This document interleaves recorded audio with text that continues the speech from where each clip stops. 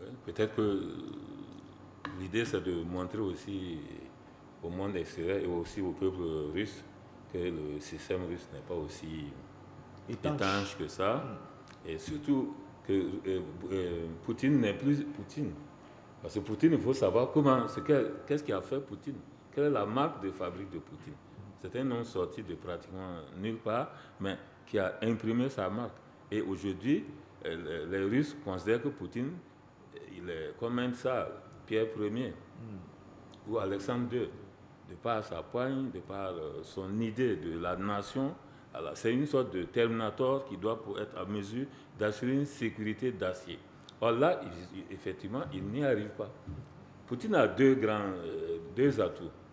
C'est le premier qui est arrivé et a dit nous ne pouvons pas laisser nos retraités avec des traitements de misère. Il a multiplié les pensions par 3.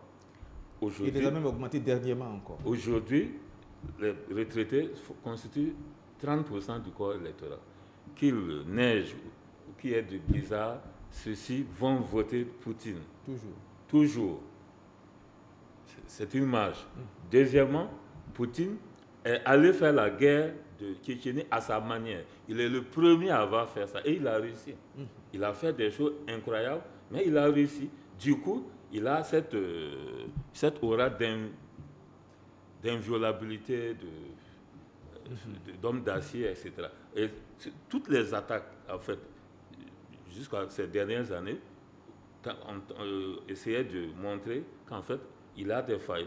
Là, c'est un peu plus grave parce que d'abord, quand on prend la séquentialité, c'est quand même quelques jours après sa réélection.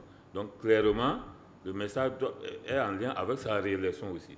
Et puis ensuite, on ne saura jamais en fait ce qui s'est passé. Parce qu'il y a le jeu des services, etc., de tous les côtés. De tous les côtés. On ne le saura jamais. Mais la vérité est entre les deux, parce que dans ce milieu, on joue au poker menteur. Ce qui est sûr, je dis ceci, Poutine lui-même peut avoir commis une mission pour tester son dispositif. C'est possible. L'EI, surtout l'EIK, l'État islamique. Oui, au nord-est de l'Iran, la Kurdistan, et ils cherchent toujours, ils l'ont dit depuis la Tchétchénie, ils ont dit, il y a la DER, on invite Poutine pour la dernière bataille de Tchétchénie. Donc, ils sont toujours... voilà. Et là, vraiment, ils ont frappé fort.